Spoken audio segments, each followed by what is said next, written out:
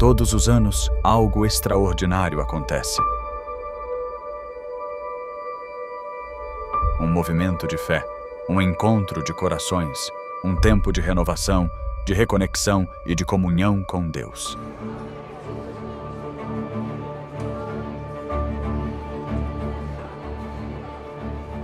Essa é a Campal Terceiro Anjo. Mais do que um evento, é um chamado divino que une famílias, amigos e irmãos de fé de todo o país.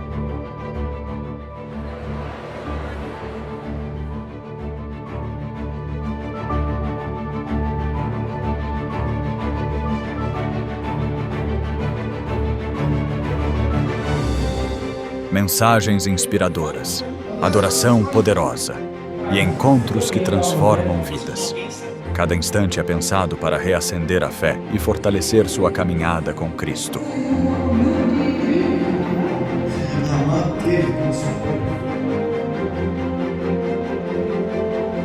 Dos mais experientes aos pequeninos, todos têm seu espaço. Programações específicas para crianças, jovens e adultos tocam corações de todas as idades.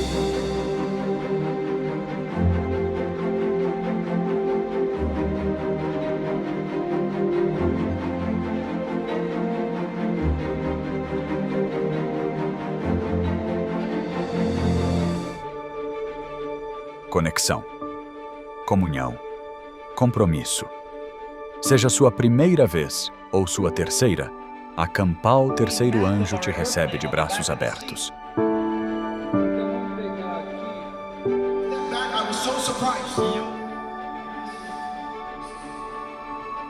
Isso não é só um congresso, é uma família, um vislumbre do céu.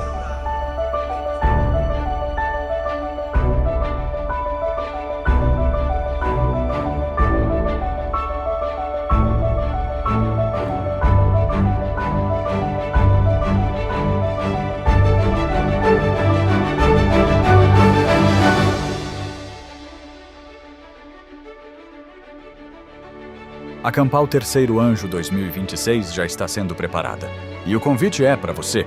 Não perca o que Deus tem reservado.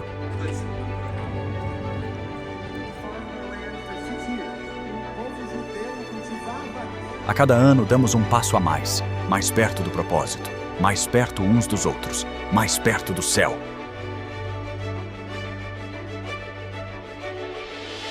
O tema deste ano é Mais Perto deste Lar. Porque cremos que a jornada está quase no fim e o lar eterno está logo ali.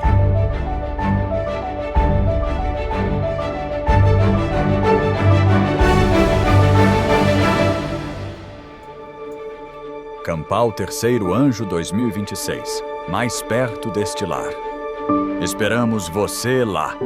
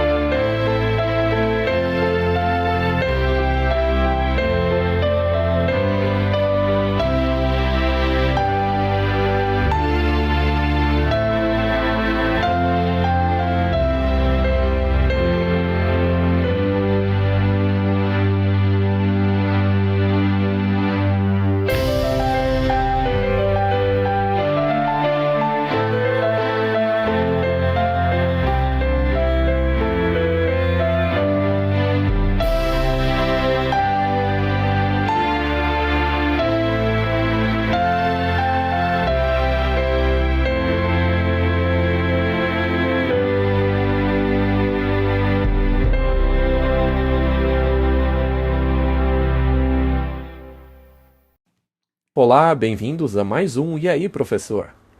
Olá, Martin. Oi, Walter. Eu espero que você não esteja tão infeliz quanto esse sujeito aí parece estar. Bom, por fora a gente parece estar bem, mas às vezes por dentro é assim que nos sentimos. Ah, eu não sei. Por que ele está tão infeliz? Qual o problema dele? Acho que é a igreja. Bom, espero que seja uma igreja de inteligência artificial, Eu acho que é, Walter. porque eu não quero que ninguém se contamine com a infelicidade desse senhor aí na tela. Dá pra ver pelos olhos dele que ele está bastante cansado. Ele provavelmente passou noite sem dormir por causa desse problema. Com certeza. Eu não sei, mas dá pra sentir uma... Empatia. Sim, com certeza. A gente entende o problema dele. Bom, vamos começar com oração. Querido Pai Celestial, no programa de hoje, nós queremos animar a todos. Mas só podemos fazer isso com a sua ajuda. Porque esta é a sua causa, é a sua igreja. Tudo isso tem a ver com o seu ministério. Então, por favor, dá-nos as palavras a serem ditas aqui hoje. Ajuda-nos, em nome de Jesus. Amém. Amém? Bom, acho que seremos Ridicularizados em alguns lugares, não é? muitos ficaram chateados conosco hoje, mas a pergunta do programa é: devemos deixar nossa igreja? Porque cada vez mais por aí ouvimos que essa é a coisa certa a se fazer. Há pessoas abandonando a igreja e elas têm os seus motivos. Já outros estão entrando em nossa igreja por razões exatamente opostas. Então é muito estranho o que está acontecendo nas igrejas, não é? Se você não concorda com o pensamento exato de algumas pessoas, neste caso, você está condenado a ir direto para o inferno. Você já encontrou pessoas que agem assim? Sim, para elas você já era. Se não concorda com elas, não há solução para você. Muito bem, vamos falar sobre a igreja. Devemos nós abandonar esta igreja? Como todos sabem, existe uma confusão de ideias dentro da igreja hoje. Sendo mais claro, existe uma apostasia dentro dela. Ou, melhor dizendo, existe uma apostasia de acordo com a percepção de algumas pessoas. Mas, segundo a percepção de outras pessoas, isso é fanatismo, então os dois nunca vão concordar. Mas, afinal, quem decide quem é joio e quem é trigo? Muitas pessoas acreditam que são elas mesmas que fazem esse julgamento. Há certas pessoas dentro da igreja que parece que fizeram faculdade de decidir quem é joio e quem é trigo. Ora, mas a Bíblia diz que são os anjos que separarão um do outro.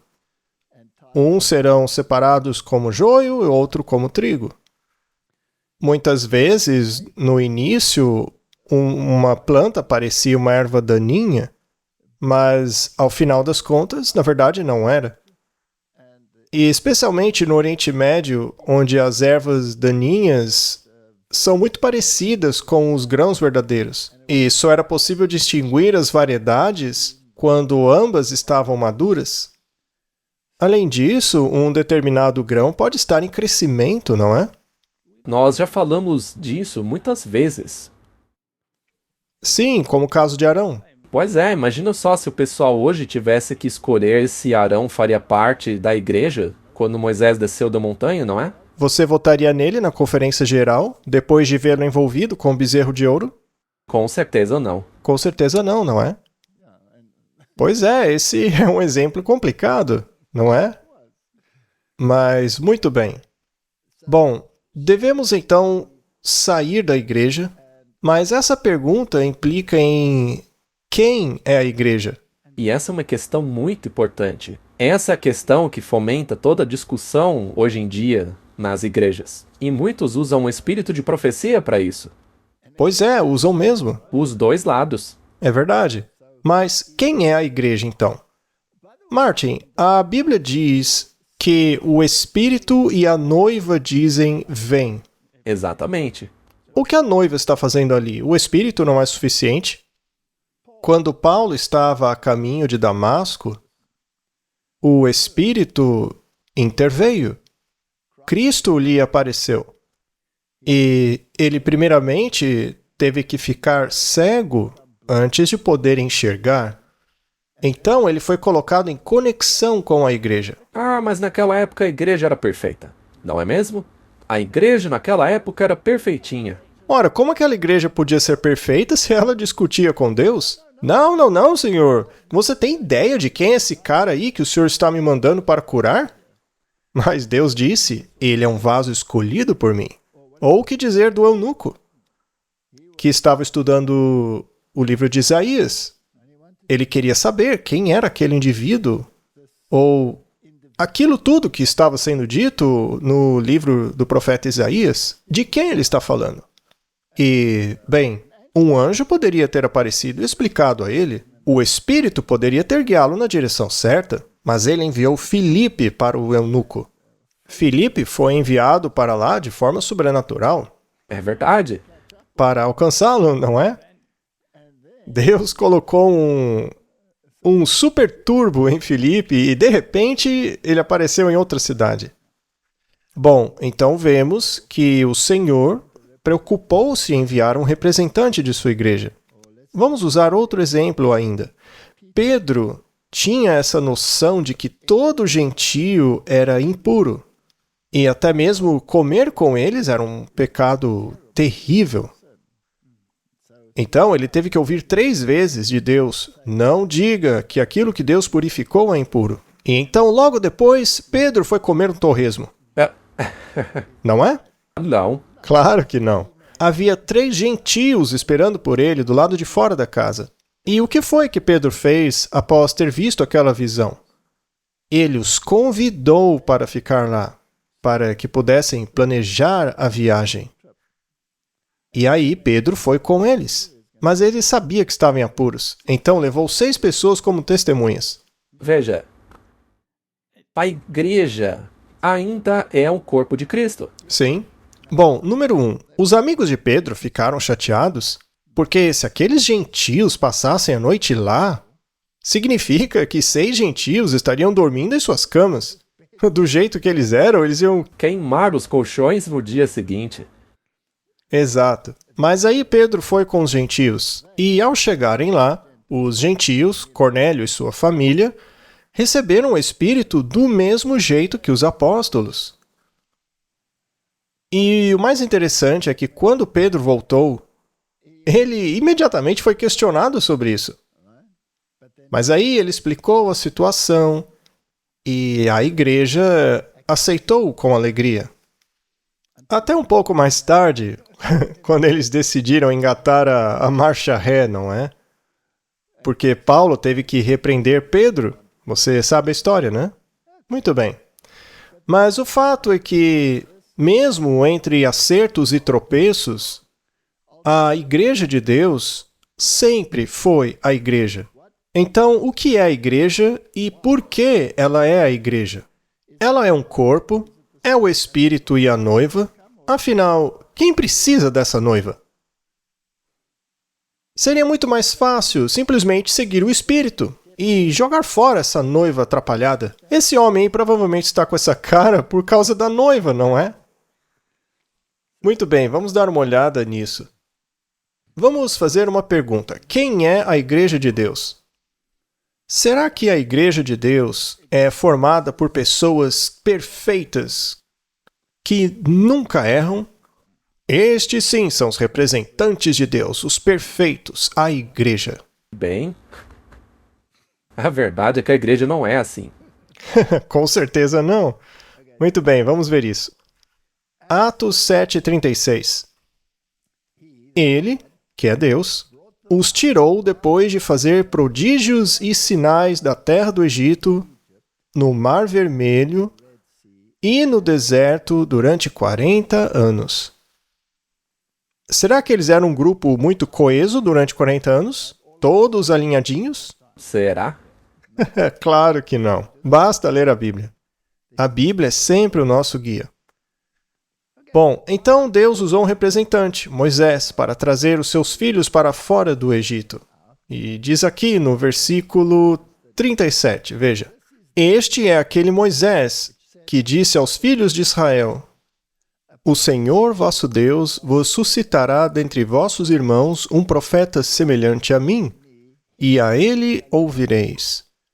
Moisés era, na verdade, um representante de um poder superior. Sim. E isso, é claro, é uma referência a Jesus Cristo. Moisés, sendo um tipo de Cristo, teve que passar por algumas experiências de rejeição. Portanto, o antítipo, o próprio Cristo, teve que passar por um período de rejeição. Eles tiveram que ouvir Moisés porque ele era a palavra de Deus, mas eles se recusaram a ouvi-la. E assim, de forma semelhante, eles têm que crer mais tarde em Jesus.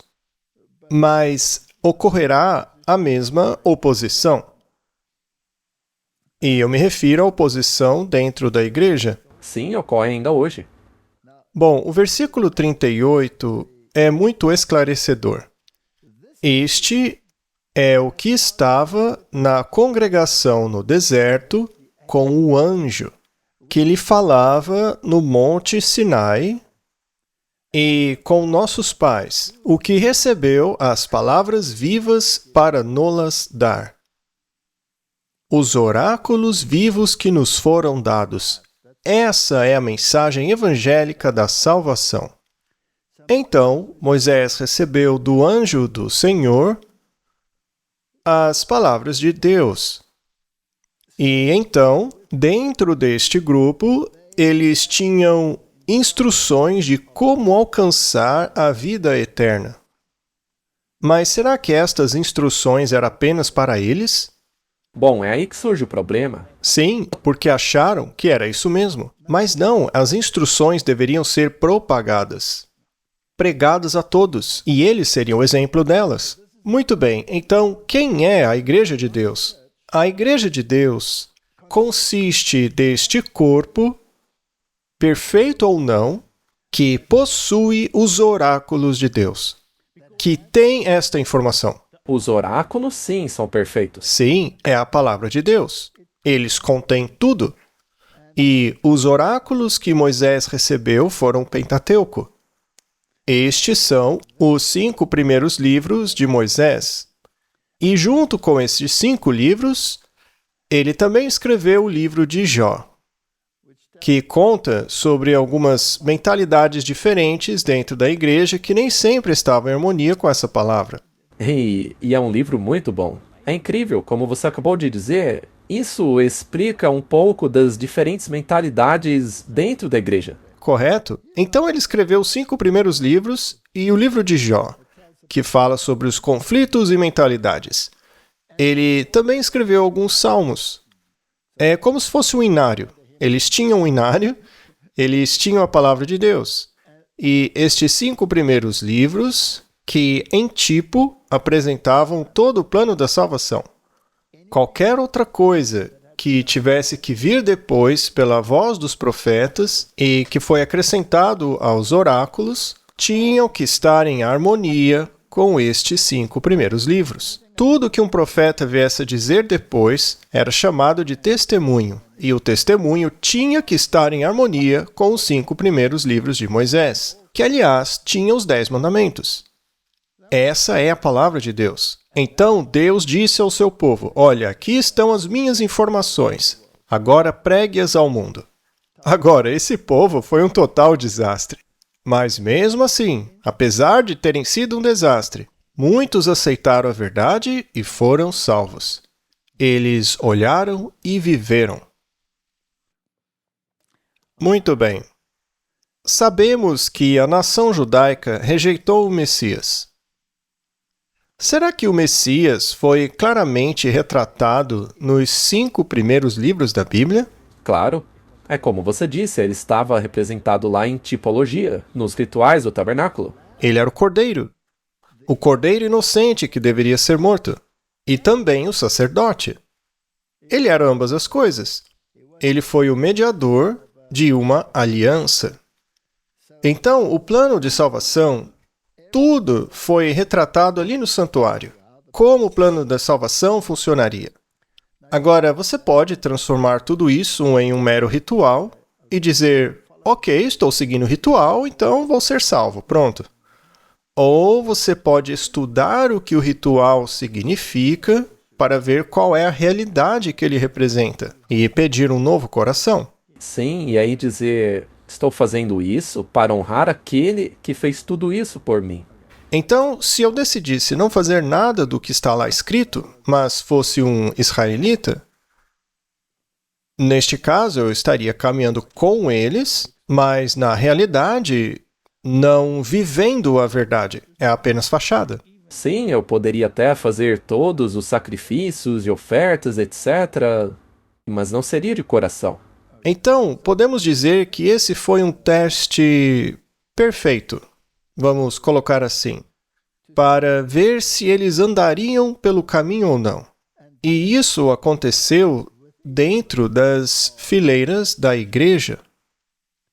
Bom, você pode abandonar essa igreja? Claro, se você quiser. Sim, mas neste caso você já não teria os oráculos. Não, você estaria no deserto. Pois Deus deu os oráculos à sua igreja. Você estaria na escuridão se não permanecesse com a verdade. Correto. Então vamos um pouco ainda mais longe e dizer que quando a nação judaica rejeitou o Messias, que foi claramente retratado no Pentateuco, quem então se tornou os guardiões dos oráculos de Deus?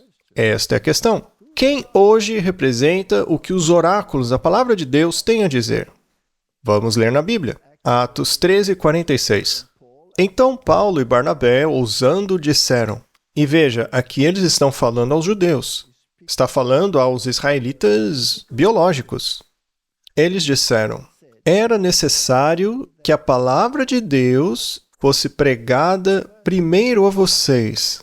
Mas visto que vocês a rejeitam e se julgam indignos da vida eterna, eis que nos voltamos para os gentios. Vemos uma mudança aqui? Sim. Porque eles rejeitaram os oráculos. Eles tinham os oráculos, mas rejeitaram-o completamente. O que se tornaram eles então? Fizeram deles apenas um ritual, apenas uma tradição. Eles seguiam a tradição, mas não tinham mais os oráculos. Eles os tradicionalizaram, digamos assim. Então, vamos para Apocalipse 12, verso 6. Lá nos diz quem assumiu esses oráculos. E a mulher, lembre-se, na Bíblia, a mulher é a igreja. Ela fugiu para o deserto. Os filhos de Israel não passaram pelo deserto? Sim. Então temos uma experiência semelhante. Assim, a mensagem que abrigava a questão da salvação estava com os israelitas. Mas eles a rejeitaram. E Deus disse, então vou para os gentios, darei a eles. E assim nasce a igreja primitiva. Eles tinham a palavra de Deus, a mesma que os israelitas tinham, mas reconheciam que a figura central era o Messias e que o tipo havia encontrado o seu antítipo. Então, eles eram os únicos que podiam explicar e levar os oráculos de Deus ao mundo. E aqueles que queriam apenas manter a tradição e esquecer o significado dos símbolos foram deixados para trás. Individualmente, ainda poderiam se unir à igreja, mas como nação, já era. Foi tirado deles e dado aos gentios. Correto? E essa mulher, a igreja, também foi perseguida. Assim como perseguiram e mataram os profetas, eles perseguiram esta igreja. Os jogaram na prisão, os espancaram, e quanto mais faziam isso, mais ela crescia. Então, primeiramente, eles perseguiram a igreja. Eles enviaram Paulo para persegui-la, que naquela época ainda era chamado de Saulo. Disseram, vai e persiga essas pessoas. Mas ele se tornou um deles. Sim. E isso foi um problemão para eles. Então, esta seita terrível que ele mesmo perseguiu, na verdade, o acabou convencendo. E ele se uniu a ela. Ele agora tinha orgulho de fazer parte desta seita, não é? Então, esta é a igreja. Esta mulher foi perseguida não apenas internamente, mas também pelos poderes políticos. Os romanos, Nero, que os usavam como tochas, não é? E os queimavam no Coliseu. Mas aí a igreja fugiu para o deserto. Ela teve que se separar das ideologias que a cercavam. Sejam elas baseadas na tradição ou baseadas no paganismo. Separe-se era a ordem. E assim ela fugiu para o deserto, onde Deus havia preparado um lugar para que ela pudesse ser alimentada. Alimentada. Alimentada do quê? Dos oráculos. Dos oráculos. Ela ia estudar a palavra, entender a Bíblia. Quanto tempo durou este processo? 1260 dias. Martin, este período de 1260 dias, que na verdade são anos, são um período da supremacia papal, onde, mais uma vez, a tradição tomou o lugar dos oráculos. Isso mesmo. Os oráculos estavam escondidos. Eles estavam escondidos em uma língua estrangeira, o latim. Ninguém os lia. Ainda que os tivessem à mão, não conseguiam entender essa língua. Aliás, ninguém sabia ler naquela época, certo? Mas Deus alimentou a sua igreja. A palavra não desapareceu. Então essa igreja era agora aquela que tinha os oráculos no deserto e era alimentada pela palavra de Deus. Mas o que acontece depois dos 1260 dias? E se você se lembrar do nosso entendimento profético, começou no ano 538, quando o papado assumiu sua influência política, até 1798, quando ele perdeu sua influência política. Agora, ela era apenas uma mulher que baseava seus ensinamentos na tradição, assim como os judeus. Mas após esse período, ela não era mais um poder político. Então, essa mulher que tinha os oráculos e era alimentada por eles durante aquele período de 1260 dias, que na verdade são anos, e terminou em 1798. O que aconteceu depois disso? Vamos ler Apocalipse 12 para ver o que aconteceu. E ouvi uma grande voz no céu que dizia: agora é chegada a salvação e a força e o poder do seu Cristo, porque o acusador de nossos irmãos foi lançado fora, o qual os acusava diante do nosso Deus dia e noite. Então, Cristo é o centro, e eles têm os oráculos. E eles o venceram pelo sangue do Cordeiro. Venceram o inimigo, né? Venceram pelo sangue do Cordeiro. Este é o plano da salvação. E pela palavra do seu testemunho. Então agora, esta é a palavra de Deus, que consiste no Pentateuco, mais o que os profetas acrescentaram. E não amaram as suas vidas até a morte. Portanto, alegrai-vos, ó céus, e vós que neles habitais. Ai dos moradores da terra e do mar. Estas são as nações ao redor. Porque o diabo desceu até vós com grande ira, pois sabe que lhe resta pouco tempo. O curto período de tempo que lhe resta é desde o tempo de Cristo até o fim do tempo da graça. E já se passaram 2000 anos desde o início desse período, não é?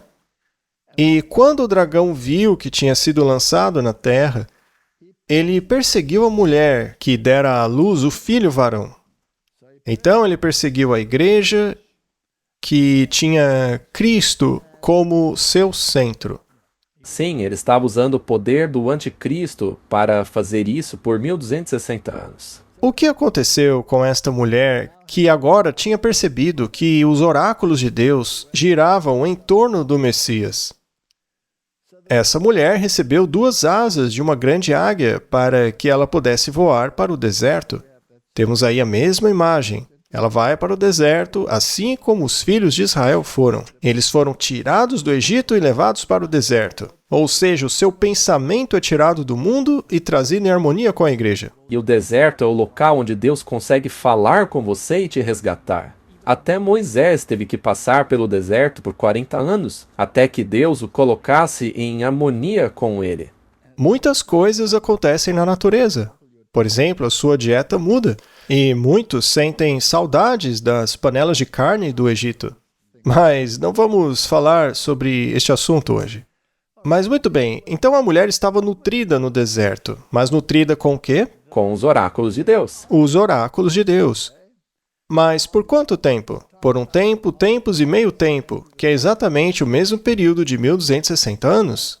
Então esta igreja tinha os oráculos e foi nutrida por eles por 1260 dias, ou anos. E ela estava vestida de saco. Ou seja, não foi uma situação fácil. Sempre há perseguição e dificuldade para quem quer seguir a Bíblia. E a serpente, é claro, queria pegá-la. Muito bem. O que aconteceu então? O que aconteceu depois dos 1260 dias? Leiamos o versículo 17. O dragão irou-se contra a mulher, ou seja, ela deveria estar fazendo algo certo, porque o diabo não gostava dela. E ele foi fazer guerra ao restante da sua semente.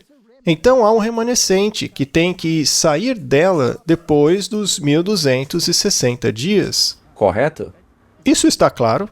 Com certeza. É muito importante que entendamos isso. Muito bem. Mas quais são os atributos deste remanescente?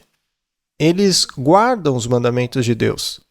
Eles não guardam os mandamentos do mundo, nem suas tradições e nem a lei natural. Eles guardam os mandamentos de Deus. E, além disso, eles têm o testemunho de Jesus. Então, esta igreja tem os oráculos. E estavam vivendo em harmonia com esses oráculos, porque essa igreja guarda os mandamentos de Deus.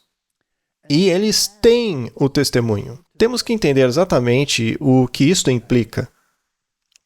Certo. Capítulo 14, verso 12. Ele nos dirá o que esses santos estavam fazendo. Aqui está a paciência dos santos. Aqui estão aqueles que guardam os mandamentos de Deus e têm a fé de Jesus. Precisamos saber o que é essa fé de Jesus. Bom, muita gente acha que aí está falando da fé em Jesus.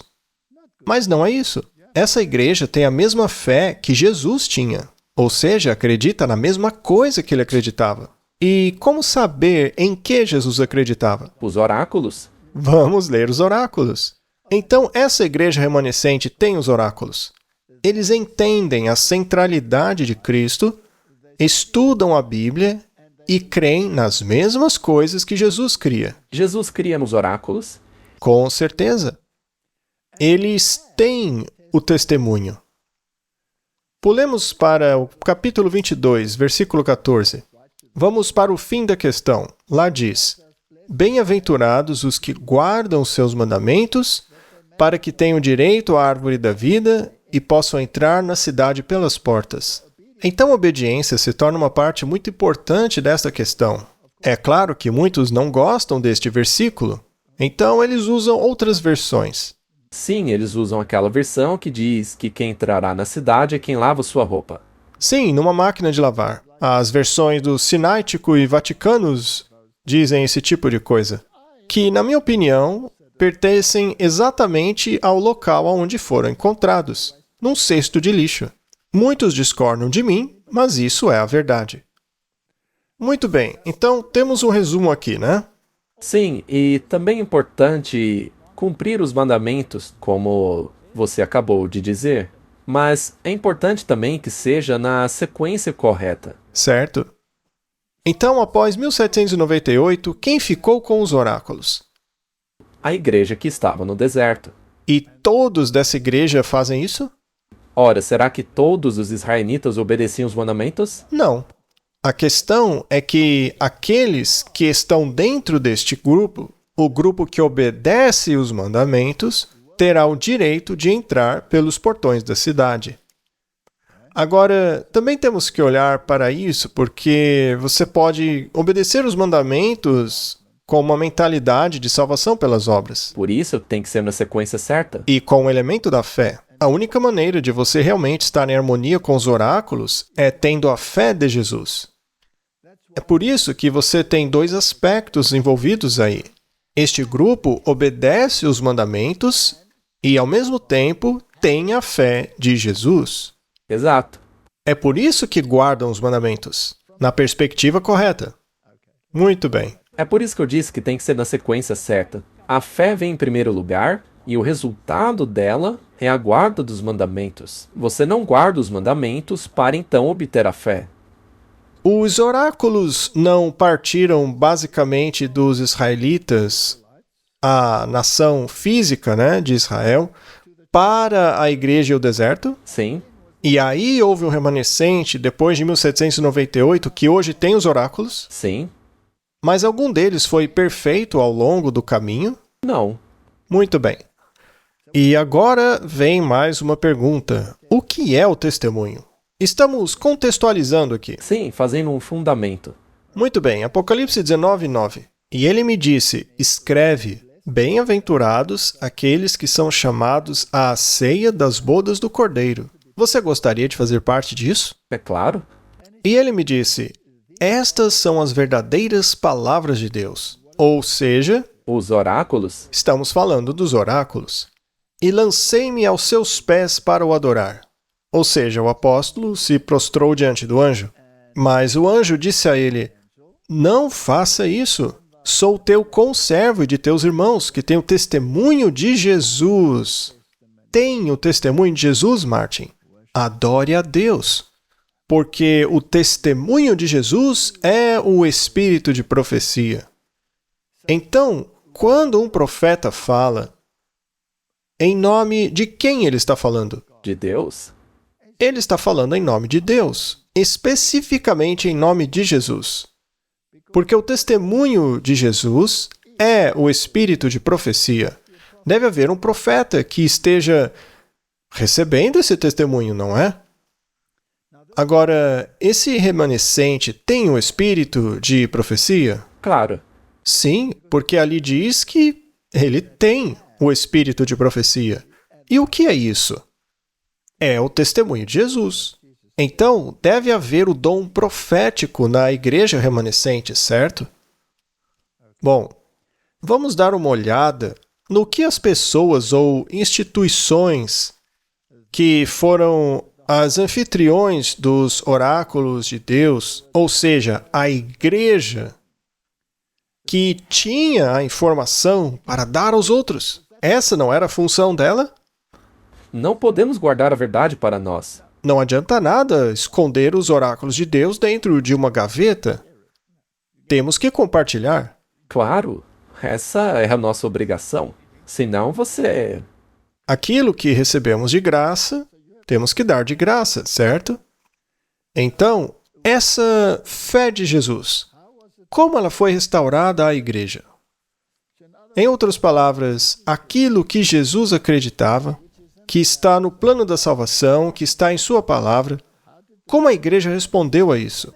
Os israelitas, quando saíram do Egito, estavam na escuridão? Total. E o que lhes deu a luz? Os oráculos? Ah, você que saiu do paganismo, você não estava na escuridão? Com certeza. E o que te deu a luz? A mesma coisa. E quem te apresentou os oráculos? A igreja? Você vê que é uma coisa lógica? Sim, e digo mais. Lá fora, há muitas instituições que se chamam de igrejas, mas que não possuem os oráculos.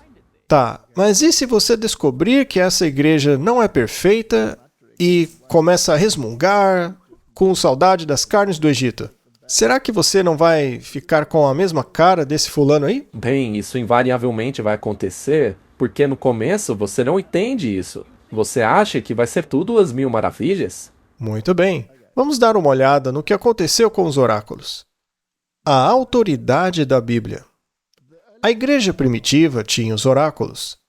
Então eles, de alguma forma, acabaram se perdendo na tradição de novo, não é? Aí Deus teve que fazer algo a respeito. Sempre houve uma voz, como as do valdenses ou albigenses, ou de outras partes, como a igreja celta, que mantiveram a fé.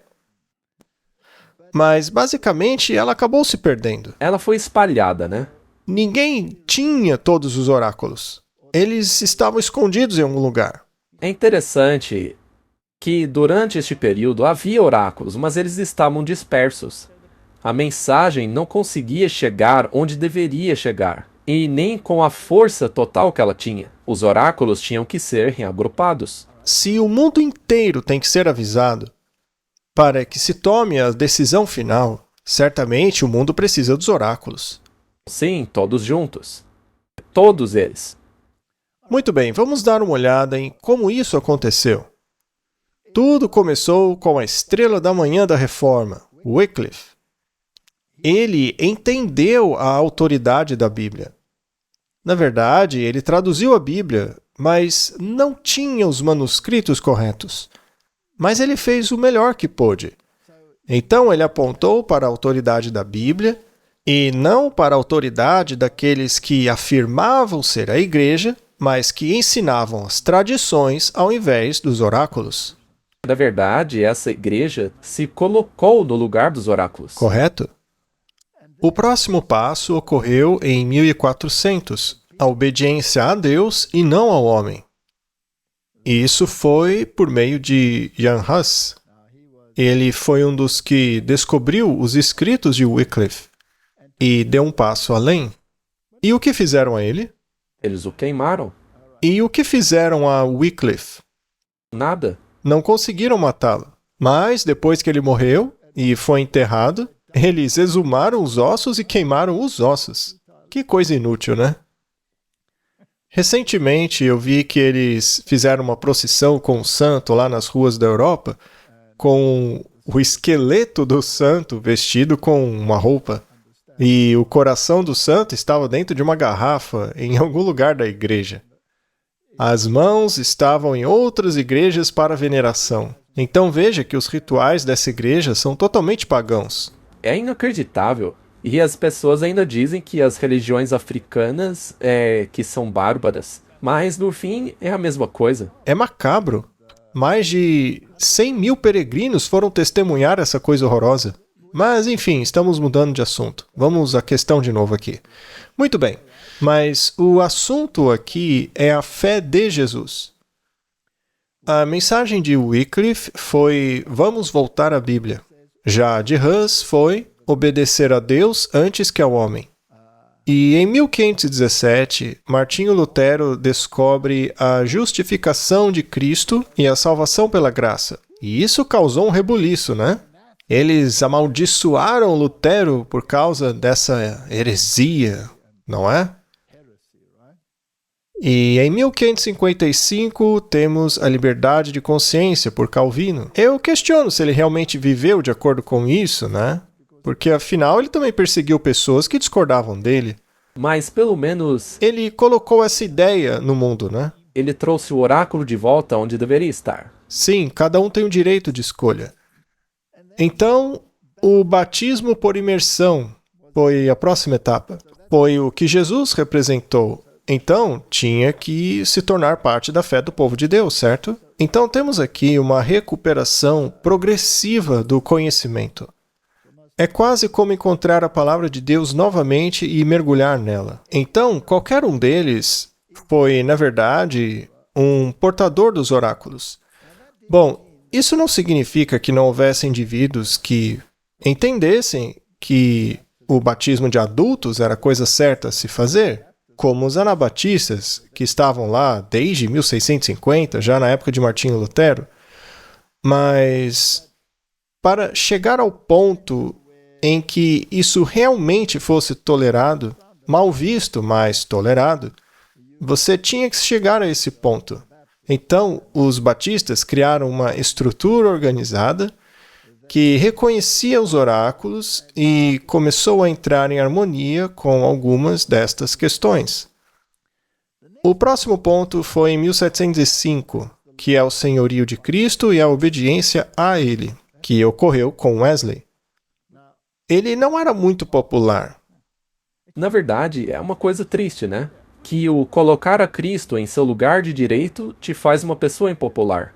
Sim, eles eram chamados de metodistas, porque eram acusados de que a salvação precisava de um método. Então, eles eram zombados por isso. Mas, mesmo eles tendo voltado aos mandamentos, por acaso guardavam o quarto mandamento? Não. Não, eles não guardavam o quarto mandamento, mas pelo menos reconheceram que o nosso corpo é o templo do Deus vivo. E, sendo assim, temos que viver de acordo, temos que parar de beber, parar de fazer isso, aquilo. E isso fez dos metodistas muito impopulares. E então, de 1798 a 1844, temos a pregação da vinda pré-milenar de Cristo. Todo mundo estava construindo um reino aqui na Terra. E aí vem o movimento milerita dizendo, não. Cristo voltará para estabelecer o reino, e o reino é espiritual. Os judeus também não cometeram esse erro. Eles queriam o reino terrestre. Eles não queriam o reino de Jesus. Queriam os deles mesmos. Sim. É melhor que morra um homem do que o nosso sistema chegar ao fim. Eles tiveram um grande reavivamento. E a maioria deles que estavam no reavivamento eram milenaristas. Ou seja, queriam construir o reino aqui na Terra. Mas aí veio o movimento milerita, dizendo isso não é bíblico. E ele não foi o primeiro. Jan Hus, antes dele, também defendeu o pré-milenismo, dizendo que Cristo viria para estabelecer o reino. É o que diz o oráculo. E é isso que Jesus proclamou. Esta é a fé de Jesus. E eles o torturaram até ele morrer. Muito bem. Então, essa ideia voltou. E, à medida que avançamos pelos períodos de tempo, a Bíblia se torna cada vez mais importante. Obedecer a Deus e não ao homem. A justiça de Cristo e salvação pela graça. Liberdade de consciência. Poder para decidir, e não a igreja por você. Batismo por imersão. Você se torna um membro do corpo de Cristo ao entregar sua vida a Ele, aceitando os ensinamentos e ilustrando a morte do velho eu e a ressurreição no padrão de pensamento na fé de Jesus. E aí você entende que Jesus é o Senhor. Temos que ser obedientes a Ele, não apenas com leis espirituais, mas também as leis físicas da saúde. Isso foi com Wesley. E aí Cristo virá para estabelecer o reino e temos que ser obedientes a Ele. E, finalmente, a partir daí, temos o movimento adventista, que resume todas estas filosofias. Reunindo os oráculos. E isso, reunindo os oráculos. Em um sistema organizado. Sim. E proclamando a mensagem dos 3 anjos. Chegou a hora do seu juízo. Adorai aquele que fez os céus, a terra e as fontes das águas. As igrejas que não aceitam essa mensagem tornam-se parte da Babilônia. Elas caíram. E não aceite a marca da besta. Não aceite uma religião baseada em falsas tradições, em um dia pagão de adoração, ao invés do caminho de Deus. Estas são as 3 mensagens angélicas. Então, quem tem os oráculos hoje, Martin? O movimento adventista. O movimento adventista tem os oráculos, então esta deve ser a igreja. Portanto, a mensagem é uma mensagem universal de separação da apostasia. É sempre um chamado. Saiam do Egito. Abraão, saia de Harã. Vá para o deserto. Não é mesmo? Apocalipse 14, verso 6. E eu vi outro anjo voando pelo meio do céu, tendo o evangelho eterno. Ora, estes não são os oráculos? Sim. Para proclamar aos que habitam sobre a terra. O que é o evangelho, Martin? Qual é o mistério que envolve o evangelho? É Cristo. Ele se tornou ser humano. Ele levou o meu pecado sobre si, ele morreu em meu lugar. Ele se tornou o meu sumo sacerdote, o meu mediador. Preciso entrar em harmonia com Ele. Tenho que guardar os mandamentos e a fé de Jesus. Acreditar no que Ele acreditava, ou seja, nos oráculos. E Ele está vindo para estabelecer um reino do qual eu quero fazer parte. Este é o Evangelho. Simples. Então, no versículo 18... E ouvi outra voz do céu dizendo: Sai dela, povo meu, para que não sejas participante dos seus pecados. Ora, pecado é transgressão da lei. E para que não incorras nas suas pragas. Então, se você se recusar a obedecer a Deus, eventualmente você receberá as pragas. Esta é a mensagem do remanescente que tem os oráculos. Estes são a igreja de Deus. 2 Coríntios 6:17. Portanto, saí do meio deles, separai-vos, diz o Senhor, e não toqueis em coisa imunda, e eu vos receberei. É sempre parte da mensagem de Deus separar-nos dos padrões de pensamento do mundo, não é? Isso não deveria ser surpresa. Muito bem, Martin, vamos dar uma olhada no remanescente mais uma vez. Eles guardam os mandamentos de Deus. Eles também têm o testemunho.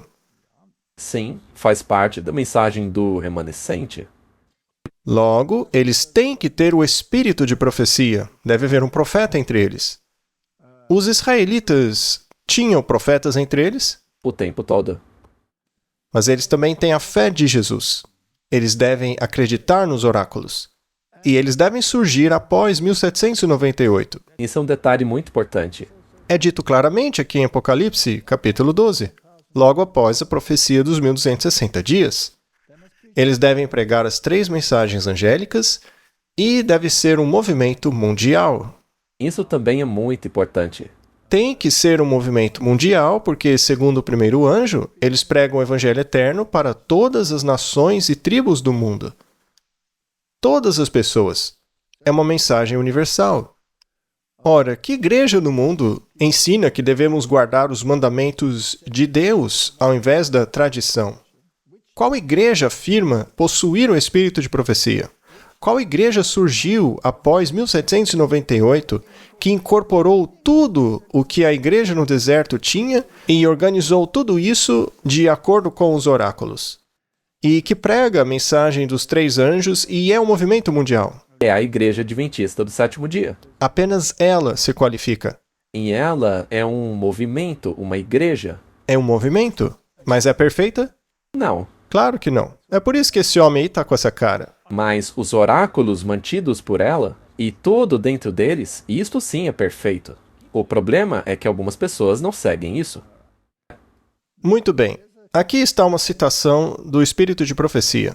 Mas, Martin, muita gente fala, não fale sobre o espírito de profecia, não fale sobre Ellen White, ela foi uma mulher, ela não é profeta. Mas houve profetisas na Bíblia? Muitas? Miriam era uma. E o que dizer de Hilda? Sim. Há muitas. E Débora? Aliás, não foi o Baraque que não queria prosseguir sem ela?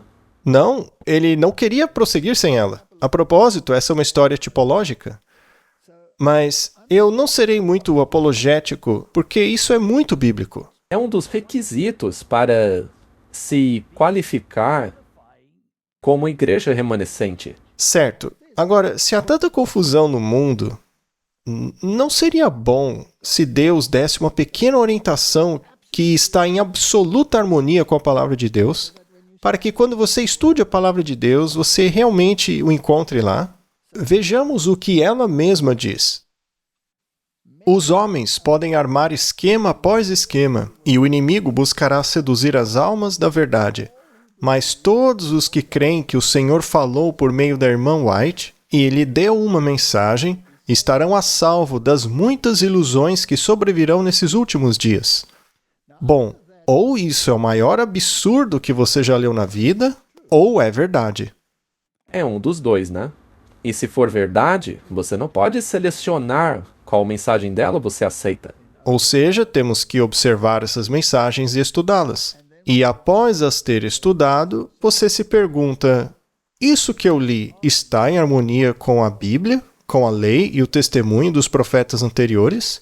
Você então vai à palavra de Deus, que é a norma suprema.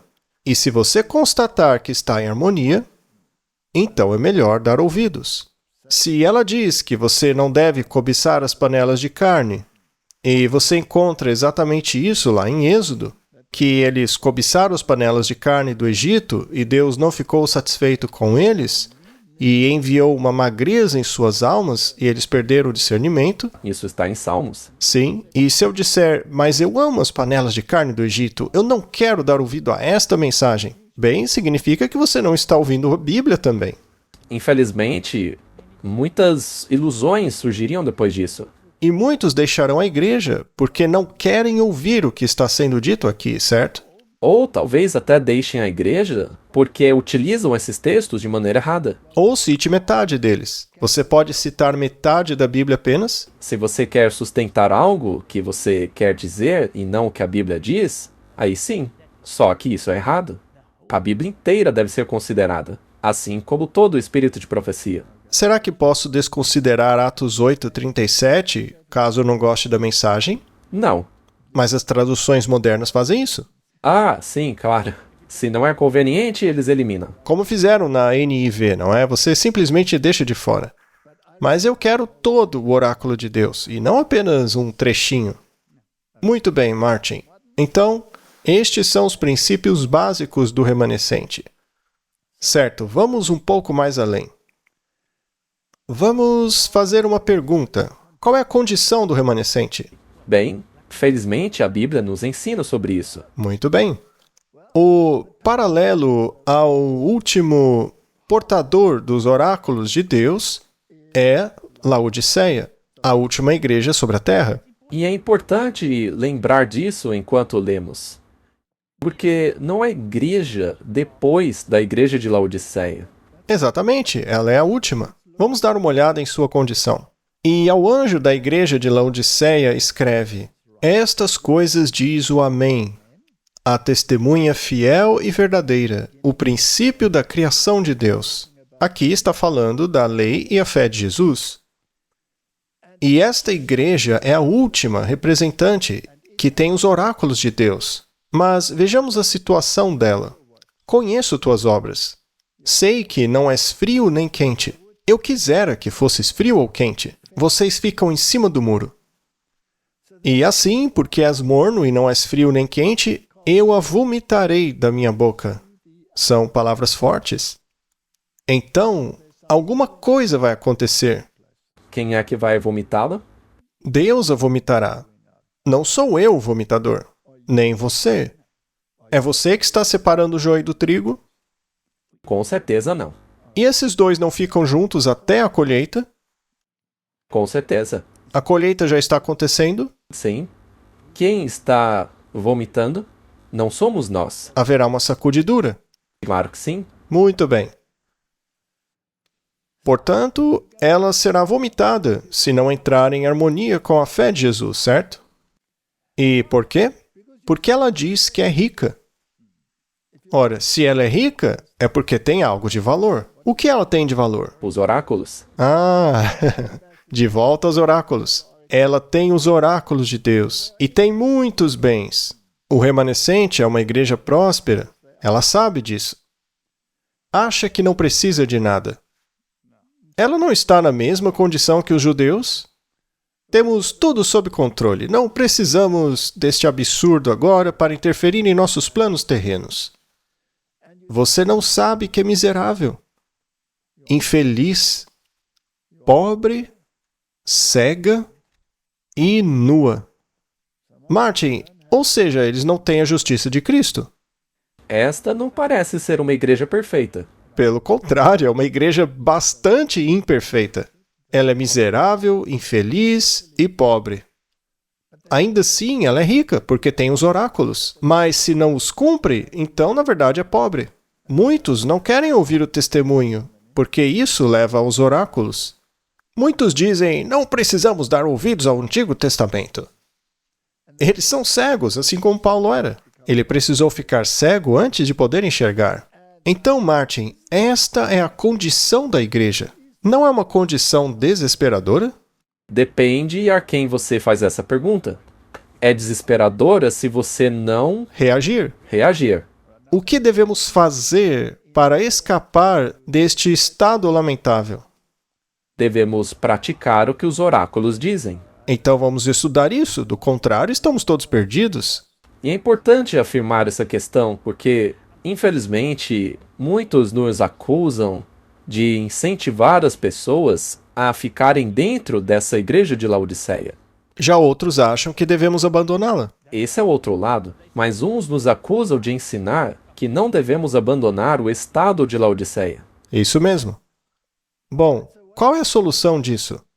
Aconselho-te que compres de mim ouro provado no fogo. Ou seja, isso é caráter. Você tem que adquirir o caráter que Cristo quer que você tenha, para que você possa ser rico. E eu quero que você vista o manto da justiça de Cristo, para que você pare de pensar que é a pessoa mais perfeita do mundo. Eu sou rico. Eu sei a verdade. E todos esses idiotas são patéticos. Vou deixá-los porque eu sou rico. Ou então, eu faço tudo certinho e que eles insistem em fazer o que é errado. E para que sejam vestidos, haverá pessoas nas bodas do Cordeiro que virão com suas próprias vestes? Sim, O que acontecerá a elas? serão lançadas na escuridão. Onde há ranger de dentes, certo? E para que a vergonha da tua nudez não apareça, e unja os seus olhos com um colírio, porque são cegos. Quem pode nos dar o colírio? Somente Deus. Os oráculos, Os oráculos. Ele diz, venha e compre de mim. Ele pode dar o colírio. para que você veja. A todos quanto o amo, Deus os ama. Sim, Ele os ama, mesmo em seu estado patético. Deus não amou os israelitas? sim. A todos quanto amo, eu repreendo e castigo. Sejam, pois, zelosos e arrependam-se. Eis que estou à porta e bato. Se alguém ouvir a minha voz e abrir a porta, eu entrarei em sua casa e com ele cearei, e ele comigo. Eu queria perguntar algo sobre repreensão. Como Deus repreende uma pessoa? Ele a coloca na fornalha da aflição. E ele também faz isso com os oráculos? Então, não está escrito ali, os seus irmãos irão repreendê-lo e castigá-lo. Se ele fala o testemunho de Jesus, esta é a sua palavra? Sim, Não é o oráculo? claro que é. É a palavra dele, não é? Mas tem que estar em harmonia com todo o restante, que é a palavra de Deus. É este livro aqui, chamado a Bíblia Sagrada. É ele quem faz a repreensão e a disciplina. Então, há uma superação aqui. E eu lhe concederei sentar-se comigo no meu trono, assim como eu também venci e sentei-me com meu Pai em seu trono. E se você tem ouvidos, então ouça o que o Espírito está dizendo. O Espírito vai ensinar. E isso é feito dentro do crisol, que é a igreja. Esta é a condição da última igreja. É por isso que o homem ali no fundo parece tão infeliz. E só para deixar isso claro, o nosso objetivo é, com a ajuda de Cristo, ajudar as pessoas a não ficarem nesse estado. Muito bem. Os líderes da igreja sempre foram perfeitos? Claro que não. Os líderes de Israel eram perfeitos? Nunca. Caifás era perfeito? De jeito nenhum. Claro que não. Nunca foi assim. Nem mesmo Moisés foi perfeito. Ele teve vários problemas. Mesmo Lutero não expulsou Karlstadt porque ele reconheceu o sábado e queria se livrar dos ídolos, não é? João Calvino fez com que certas pessoas que não concordavam com ele fossem erradicadas. Então, nenhum desses líderes foi perfeito. Depende de como você define perfeição. Sim. Muito bem. Então, como Deus ajusta a situação dentro de sua igreja? Vamos para Isaías. Os pecadores em Sião estão aterrorizados. O terror surpreendeu os hipócritas. Então veja que havia hipócritas em Sião, assim como há na igreja hoje. Quem dentre nós habitará com o fogo consumidor? Quem dentre nós habitará com as chamas eternas? Aquele que anda em retidão, fala com retidão, despreza o ganho da opressão, sacode as mãos para não aceitar subornos, tapa os ouvidos para não ouvir falar de sangue e fecha os olhos para não ver o mal. Ou seja, ele não tem televisão em casa. É a pura verdade. É impossível que esse homem tenha TV em casa. Ele habitará nas alturas, o seu lugar de refúgio serão as fortalezas das rochas. Pão lhe será dado que também é a palavra de Deus, e sua água será certa. Então, Martin, há uma sacudidura que ocorre no crisol que é chamada Igreja de Deus. Essa é a questão. E Ezequiel a expande ainda mais. Ele também clamou aos meus ouvidos em alta voz, dizendo: Fazei chegar os que estão encarregados da cidade, cada um com a sua arma destruidora na mão. E eis que 6 homens vinham do caminho da porta superior, que olha para o norte, ou seja, é onde está o trono de Deus, e cada um com uma arma destruidora na mão. E um homem entre eles estava vestido de linho, que é um símbolo da justiça de Cristo, com um tinteiro de escrivão à sua cintura. E entraram e se puseram junto ao altar de bronze. E a glória do Deus de Israel se levantou do querubim, sobre o qual ele estava, para a entrada da casa. E ele chamou o homem vestido de linho, que tinha o tinteiro de escrivão à sua cintura. Então, temos aqui uma investigação, um registro de tudo o que está acontecendo no coração, certo? Quem é o homem com o tinteiro?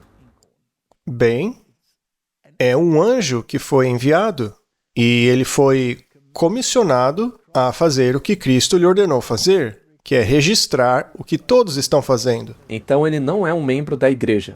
Não, ele é um ser angelical. E o Senhor lhe disse a esse anjo, né? Passa pelo meio da cidade, pelo meio de Jerusalém, que aqui é um símbolo da igreja. Na verdade, a gente poderia ler passe pelo meio da igreja, né? Passe pelo meio da igreja e marque com um sinal nas testas dos homens que decidiram deixar a igreja por causa do seu estado de Laodiceia. É isso que diz aí no texto, Martin? Não. Vamos ler novamente. Vamos lá. Vou tentar ler de novo esse oráculo. Vamos lá. Coloque uma marca na testa, ou seja, pensar em harmonia com o testemunho de Jesus, dos homens que suspiram e choram por toda a abominação que se faz no meio dela. Parece esse homem aí. Parece esse homem, mas neste caso ele não saiu da igreja, ao contrário dos outros que decidem abandonar a igreja de Deus. Exatamente. Tudo bem você suspirar e chorar no meio da noite. Mas será que é bom suspirar e chorar pedindo para que todo mundo saia da igreja? Claro que não. Ele só está suspirando e chorando, mas dentro da igreja. Continuando. E aos outros disse: Passai pela cidade após ele e matai. Não poupeis o vosso olho, nem tenhais piedade. Matai velhos, moços, moças, crianças, mulheres, até exterminá-los. Mas não vos aproximei de nenhum homem sobre quem estiver o testemunho e a fé de Jesus. E começai pelo meu santuário. Quem vai resolver a bagunça então, Martin? Deus com seus anjos. É Deus que vai limpar a igreja. Ele não está pedindo para que a gente saia dela. Deixe que Deus separe o joio do trigo. Então começaram pelos anciãos que estavam diante da casa. E é por isso que eu fiz aquela pergunta antes. Não é um membro da igreja, ou um pastor, um evangelista que está fazendo essa obra aí. Não, não é. Há pessoas que estão suspirando e chorando pelo que acontece na igreja, mas Deus resolverá isso no final. Não cabe a nós querer fazer uma obra que cabe somente a Deus, mas muitos querem fazer no lugar dele. Muito bem, vamos ler um trecho do Espírito de Profecia. Esta será uma discussão bem substancial, mas vamos ver aonde ela nos leva. Deus está guiando um povo. Ele escolheu um povo, uma igreja na terra, a quem ele fez depositários de sua lei.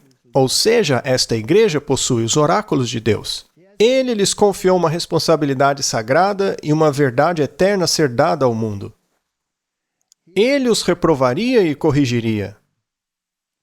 A mensagem aos laodicenses se aplica aos adventistas do sétimo dia, que tiveram grande luz e não andaram na luz. Quem? Os adventistas do sétimo dia. São aqueles que fizeram uma grande profissão de fé, mas não se mantiveram em sintonia com seu líder, e serão vomitados de sua boca a menos que se arrependam. A mensagem que declara a Igreja Adventista do Sétimo Dia como Babilônia e que chama o povo de Deus para fora dela, não vem de nenhum mensageiro celestial ou de nenhum agente humano inspirado pelo Espírito de Deus. Será que ela foi clara o suficiente? Ela foi, mas ainda assim as pessoas conseguem distorcer e mutilar a mensagem. Porque eles dizem, mas o adventismo, blá blá blá. É por isso que foi importante você começar perguntando quem é a igreja. Porque eles dizem que isso daí é só para os membros da igreja. Para eles, o templo é uma igreja e não esta organização. É verdade. Quando a provação do corpo terminou, no tempo de Jesus, foi então que essa decisão foi tomada. Se você decidiu não aceitar o Messias, você sofreria as consequências da destruição de Jerusalém. O mesmo acontecerá no final. É que ainda não chegamos lá, mas estamos perto. Mas nesta fase, esta organização, Ficará de pé. ainda que frágil e imperfeita, ela permanece. Bom, a gente vai chegar lá, né? Sim, logo logo. Muito bem. Cristo disse sobre o seu povo: Vós sois a luz do mundo. Nós somos o povo denominado do Senhor. Nós temos os oráculos, Sim, é uma denominação. chamada para proclamar as verdades de origem celestial. A obra mais solene e sagrada já dada aos mortais é a proclamação da primeira, segunda e terceira mensagens angélicas ao nosso mundo. Nas nossas grandes cidades, deve haver institutos de saúde para cuidar dos doentes e ensinar os grandes princípios da reforma da saúde. Os israelitas estavam sob um grande princípio da reforma da saúde, e eles não reclamaram disso? Sim, o tempo todo. Eu tenho uma pergunta. Há pessoas por aí que dizem que nós, especialmente eu, somos cães mudos que não latem contra os males dentro da igreja. Reclamam que não mencionamos os nomes dos que estão em erro. Mas já explicamos por que não fazemos isso. Nós atacamos os princípios errados e não os nomes. Porque amanhã será um outro nome. Sempre muda. Mais cedo ou mais tarde vai ser outra pessoa fazendo aquilo. Por exemplo, existem pessoas em altos cargos na igreja envolvidas em concílios ecumênicos. Sim. Pessoas que dizem: nós não pregamos as 3 mensagens angélicas. Não devemos pregar essas mensagens. Temos que pregar apenas o nome de Jesus. Só que Jesus nos ordenou pregar as 3 mensagens angélicas. Certo. Deveríamos então dizer que este indivíduo que fala isso deveria ser expulso da igreja? Esse é o meu trabalho ou é o trabalho de Deus? É o trabalho de Deus. Farei outra pergunta. É apenas esse homem que faz isso? Ou existem centenas como ele na igreja? Existem. Existe uma maneira certa e uma errada de se lidar com este problema. A igreja tem instruções muito claras sobre como lidar com esta situação. Martin, será que já enfrentamos confrontos? Ou melhor, para ser mais preciso, por acaso eu não passei por grandes confrontos contra várias pessoas da igreja que têm essa mentalidade de não pregar as 3 mensagens angélicas? Sim, E eu não fui duramente criticado por essas pessoas? sim, Não fui convocado a comissões? Não escrevi cartas a eles, sem dúvida. denunciando publicamente o que estava acontecendo? Veja, minha esposa escreveu um livro chamado Dwelling in a Secret Place, onde toda a história é contada, incluindo uma das cartas que foi escrita para cada líder dentro desta organização. Está na internet, é gratuito.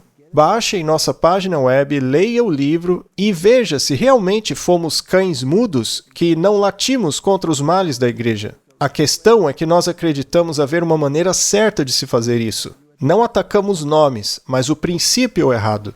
Por acaso, já defendemos alguma vez o ecumenismo em nosso ministério? Nunca.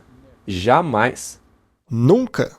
Nós não temos insistido que a mensagem de saúde é um importante braço direito do Evangelho? Claro que sim. E por acaso nós somos populares por causa disso? Não. De jeito nenhum. Não. Mas eles também rejeitam o espírito de profecia nessa questão, não é? Então, eles não estão mantendo o testemunho, que é o espírito de profecia. Então, Martin, isso é muito importante. Temos que pregar as 3 mensagens angélicas. E o fato de algumas pessoas não quererem isso por terem mentalidade ecumênica é problema delas. Sabe, é interessante também que somos acusados, especialmente você, de sermos totalmente contra ministérios independentes. Como assim? Eu pertenço a um ministério independente. Se chama Clash of Minds. Sim, somos independentes. Como eu poderia ser contra isso? O que eu sou contrário é a ministérios independentes que ensinam que temos que nos separar da igreja porque esta se tornou Babilônia. Eu não acredito nisso. Eu também não. Com certeza não. Não de acordo com o que acabamos de ler. Eu não acredito. O quão longe essa igreja irá em termos de apostasia?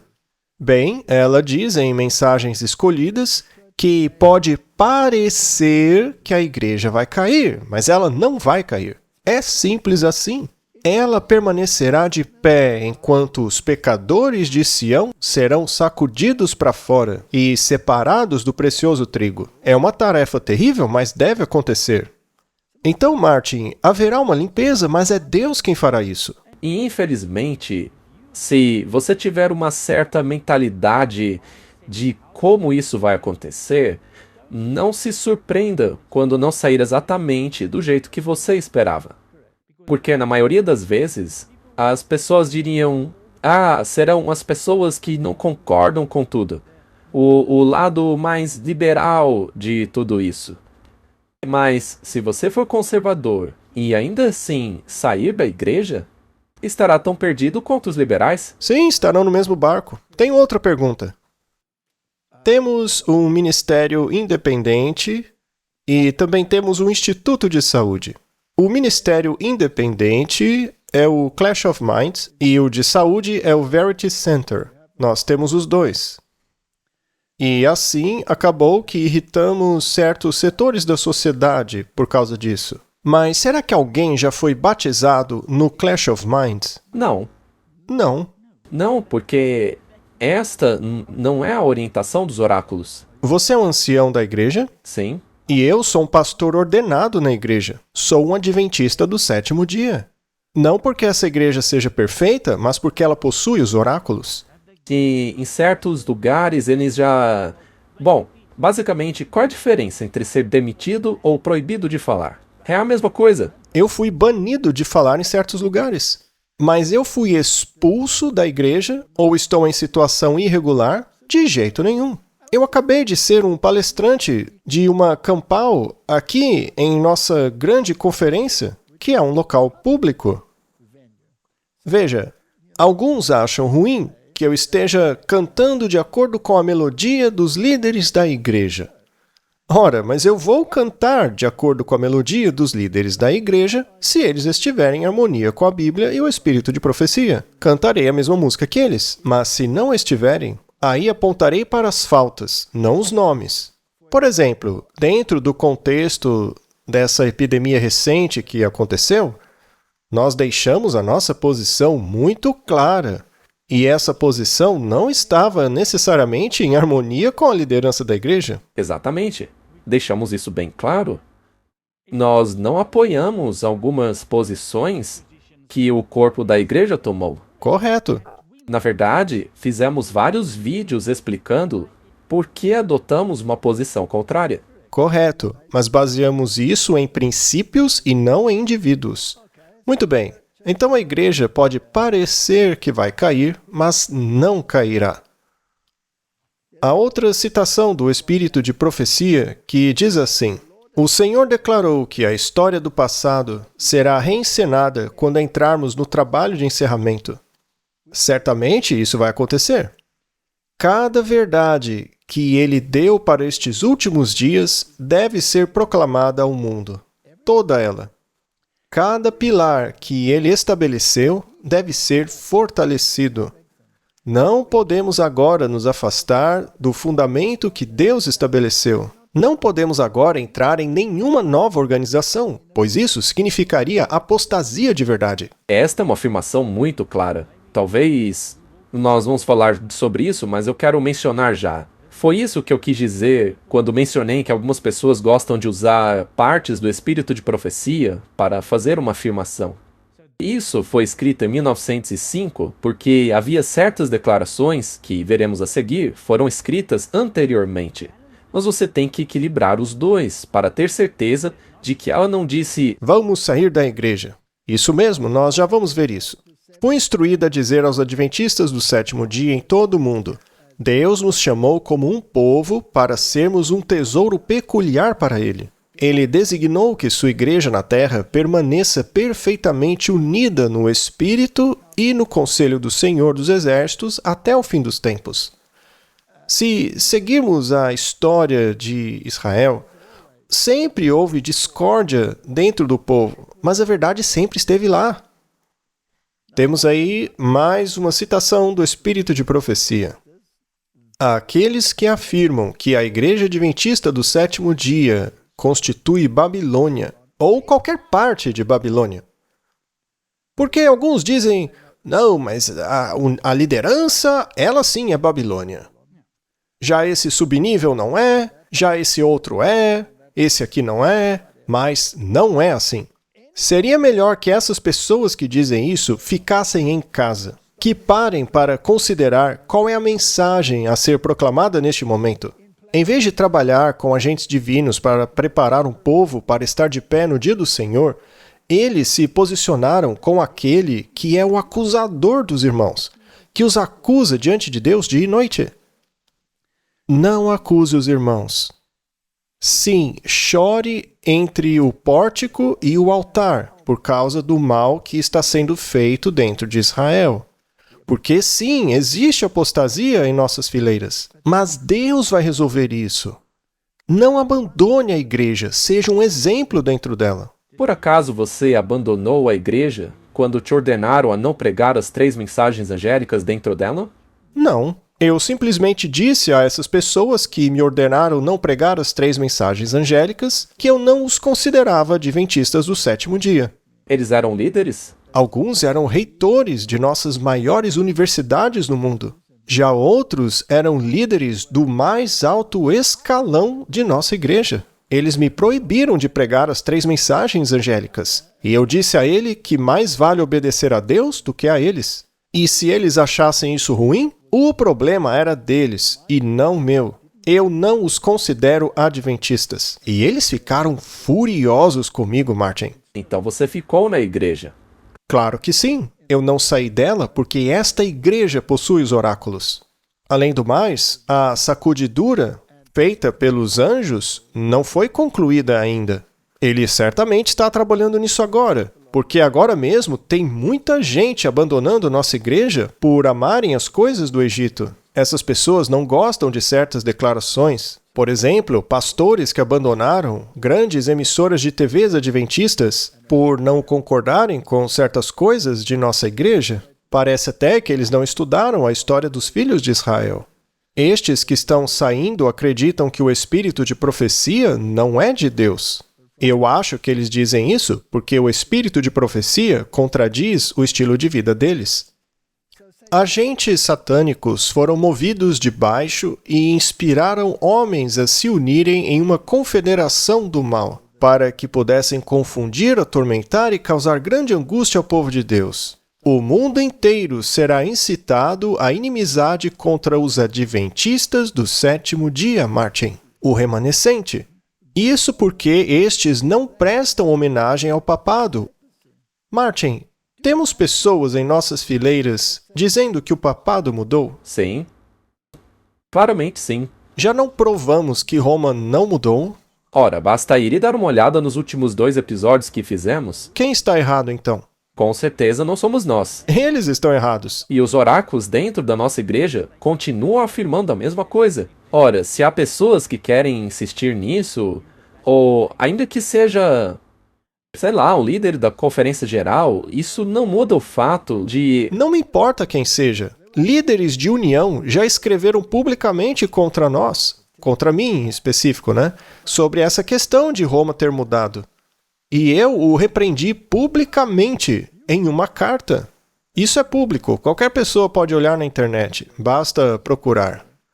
Há uma resposta para um presidente de união a respeito dessa questão.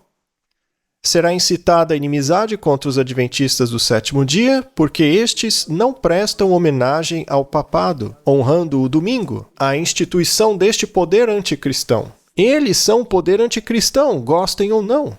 O objetivo de Satanás é varrê-los da face da terra, para que sua supremacia neste mundo não seja contestada.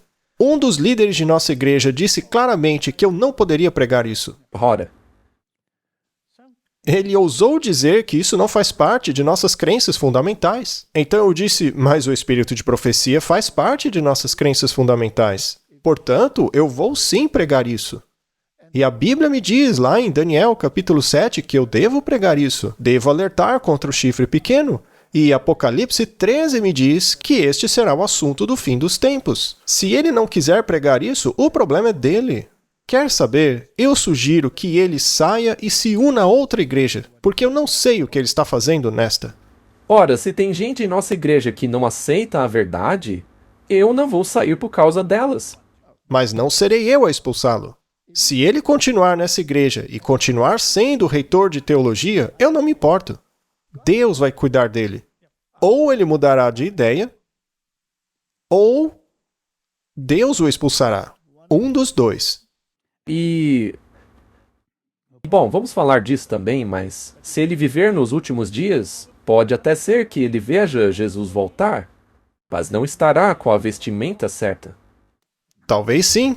Talvez Jesus volte e esse homem esteja com a sua própria justiça. Martin, o principal problema que eu vejo, a principal questão, é uma de duas. Aqueles que agarram-se à sua própria justiça pensam que são perfeitos, e os outros são todos imperfeitos. Então eles se separam da igreja. Já o outro lado liberal diz que tudo é válido, é tudo da lei. Então temos esses dois padrões de pensamento opostos um ao outro. Alguns se dizem ultraconservadores, vestindo-se com suas próprias vestes de justiça. Mas nunca deveríamos afirmar que somos justos? Nós podemos sim reivindicar pela fé a justiça de Cristo, mas a justiça é dele, não minha. Exatamente. E só para deixar claro, nós também não dizemos que as pessoas serão salvas em seus pecados. Não.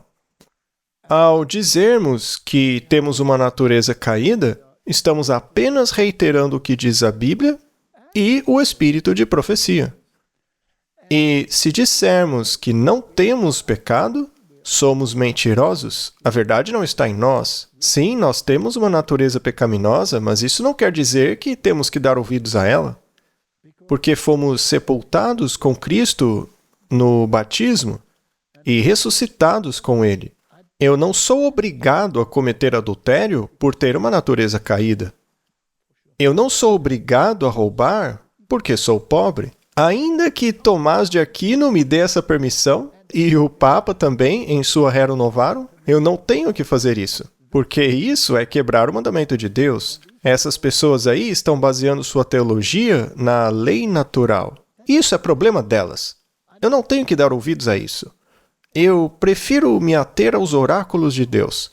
Eles são muito simples. E é somente a justiça de Cristo em mim que pode ser chamada perfeita. Essa é a única perfeição que podemos reivindicar.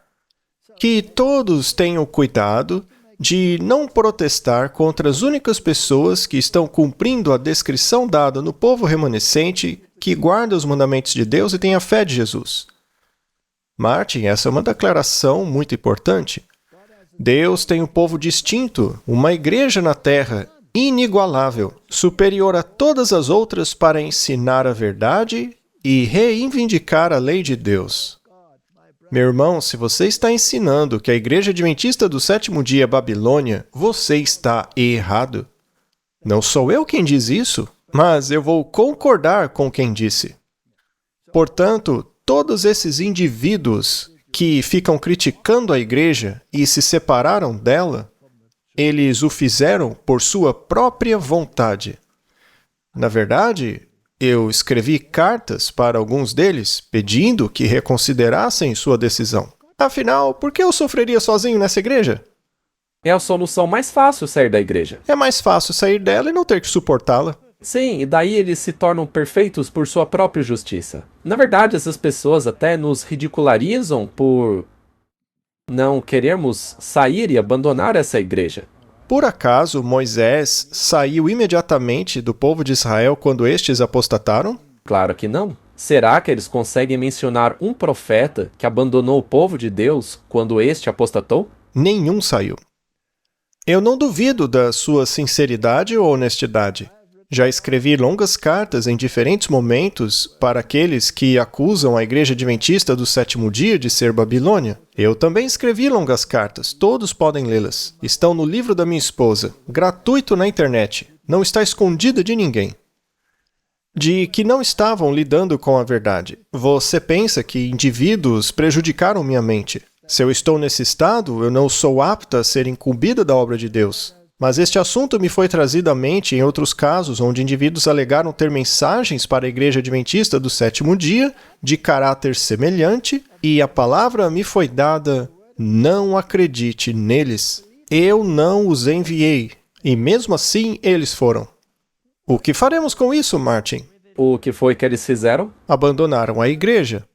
Eles decidiram que a igreja só tinha joio, e aí foram embora dela. Ficaram de fora da igreja, criticando-a. Para mim é incrível que essas mesmas pessoas acreditem ser os arautos da verdade. E eles sabem até mesmo como utilizar o dízimo. Eles são perfeitos no seu uso do dízimo. É o que pensam. Bem, Martin, quem vai cuidar dessa questão no fim das contas? Deus cuidará de sua obra. Deus tem uma igreja na terra, que é o seu povo escolhido, que guarda os mandamentos. Ele os está liderando, não são rebanhos perdidos. Agora, se você é um ministério independente, você é um desgarrado? Não.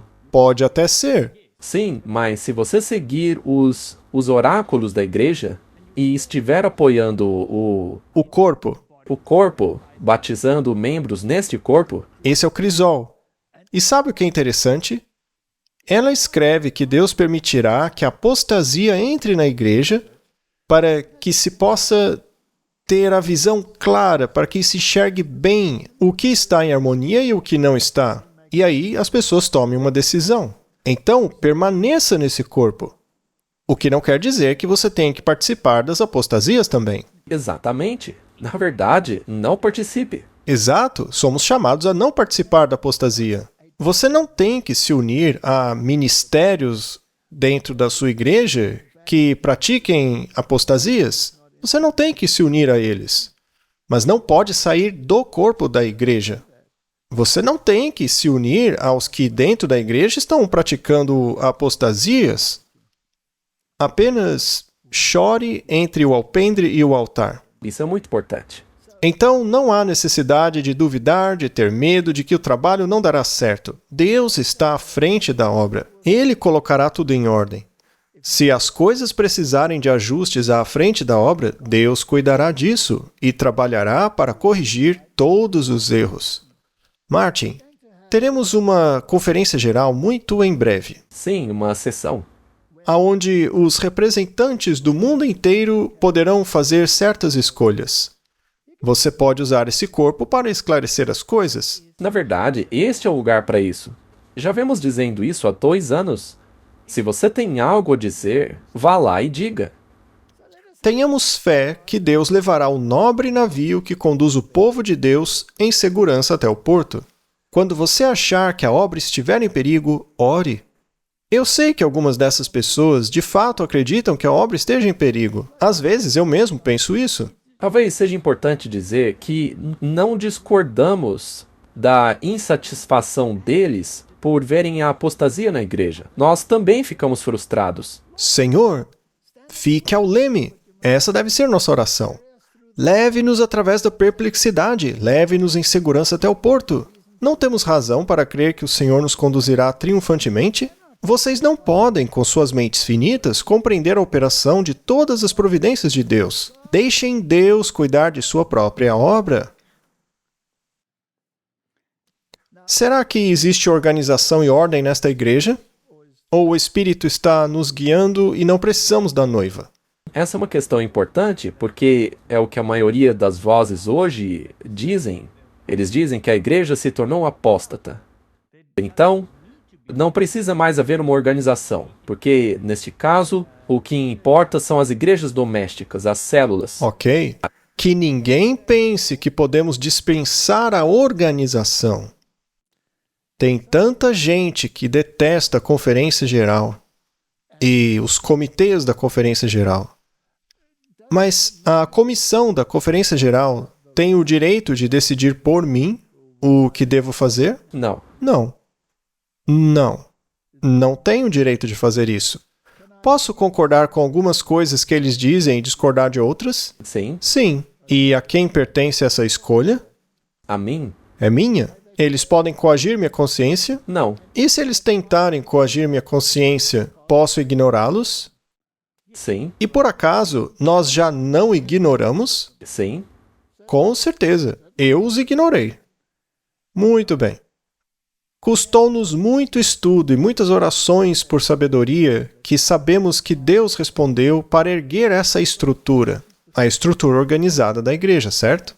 Ela foi construída sob sua direção através de muito sacrifício e conflito. Que nenhum de nossos irmãos seja enganado a ponto de tentar derrubá-la, pois assim vocês trarão uma condição de coisas com as quais nem sonham. Em nome do Senhor, eu declaro a vocês que ela deve permanecer fortalecida, estabelecida e firme. A estrutura da igreja não vai desaparecer, ela será sacudida. Ao comando de Deus, avancem, avançamos quando as dificuldades a serem superadas tornavam o avanço impossível. Sabemos quanto custou executar os planos de Deus no passado, que nos fizeram como o povo que somos. Então, que todos sejam extremamente cuidadosos para não perturbar as mentes em relação às coisas que Deus ordenou para nossa prosperidade e sucesso no avanço de sua causa. Ou seja, Martin, não toquem na igreja de Deus. Sim, também não toque em sua apostasia. Na verdade, fique longe da apostasia da igreja. Sim, fale sobre isso. Não precisa se conformar e ficar calado, mas não desmantele a sua estrutura. Quando eu olho para o que alguns líderes estão fazendo, especialmente na Europa, e em algumas partes da América do Norte, ou em qualquer parte do mundo, na verdade, eu fico chocado. Chocado. Ainda assim, eu não saio dessa igreja, porque sei que Deus a limpará. Mas será que o povo de Deus perdeu confiança nesta igreja? Vamos ser muito cuidadosos com essa questão. Sim, nós colocamos essa citação aí para mostrar que houve um tempo no passado no qual Ellen White não estava feliz com o que estava acontecendo. Especialmente na alta liderança. É o trabalho baseado em princípios errados que trouxe a causa de Deus ao seu atual embaraço. O povo perdeu a confiança naqueles que têm a administração da obra. No entanto, sempre ouvimos que a voz da conferência é a voz de Deus. Toda vez que ouvi isso, pensei que fosse quase uma blasfêmia. Não acabamos de dizer isso? Que o que sai da boca de alguns líderes chega até mesmo a ser blasfêmia? Toda vez que ouvi isso, cheguei ao ponto de pensar que fosse uma blasfêmia. A voz da conferência deveria ser a voz de Deus, mas não é, porque alguns em conexão com ela não são homens de fé e oração, não são homens de princípios elevados. Não há uma busca de Deus de todo o coração, não há uma compreensão da terrível responsabilidade que repousa sobre aqueles nesta instituição de moldar as mentes à semelhança divina. Ou seja, Martin, naquela época havia líderes que não estavam agindo em harmonia com os princípios de Deus. Eles estavam fazendo tudo o contrário do que dizia a Bíblia. É possível que hoje tenhamos líderes semelhantes àqueles? Não todos, mas alguns? Com certeza. Com certeza. E isso aí me diz que estes líderes liderarão na direção errada, mas não me diz que sou obrigado a segui-los por serem líderes. Claro que não. Isso foi em 1901. Agora, vamos avançar um pouco no tempo, para 1909. No momento em que um pequeno grupo de homens foi encarregado da administração geral da obra, em nome da Conferência Geral, e procurou implementar planos imprudentes para restringir a obra de Deus, eu então disse que não considerava mais a voz da Conferência Geral, representada por esses poucos homens, como a voz de Deus. Mas, e esse mais é importante, né? Isso não quer dizer que as decisões de uma conferência geral, composta por uma assembleia de homens representativos devidamente nomeados de todas as partes do campo, não deva ser respeitada. Isso não vai acontecer agora? Sim, será agora em julho. Em julho? Deus ordenou que os representantes de sua igreja de todas as partes da terra, quando reunidos em uma conferência geral, tenham autoridade, apesar das pessoas que agiram contra sua consciência. Não se pode condenar todo o corpo, porque é nesta reunião que decisões vinculativas devem ser tomadas. É isso mesmo. E só para mencionar, talvez seja válido dizer que a maioria das reclamações que as pessoas têm com a igreja não foram tomadas em uma conferência geral. Não, foi em um nível muito menor. Foram tomadas por uma pequena comissão. E se você não concorda com essa comissão, você está em seu direito. Eles não têm autoridade para ditarem doutrinas. Então, é aí que está a autoridade. Toda a igreja tomando uma decisão. Esta é a beleza da Igreja Adventista do Sétimo Dia. Nós não temos um papa. Não temos um sínodo. Temos uma assembleia da Conferência Geral com representantes de todo o mundo onde as decisões são tomadas. Mas é possível que mesmo nesse nível, Martin, alguns erros possam acontecer? Ou eles são infalíveis? Não são infalíveis. Mas eu tenho certeza que ainda assim Deus protege os oráculos. Mas em um nível regional de igreja, pode haver... Veja, por exemplo, a igreja primitiva. Naquela época, eles também fizeram uma conferência geral, na qual tiveram que decidir se os gentios deveriam se sujeitar às regras do judaísmo. E eles tomaram a decisão de que não precisavam. Mas eles viviam assim? Não. Logo em seguida, já houve problemas. Então, as coisas podem dar errado.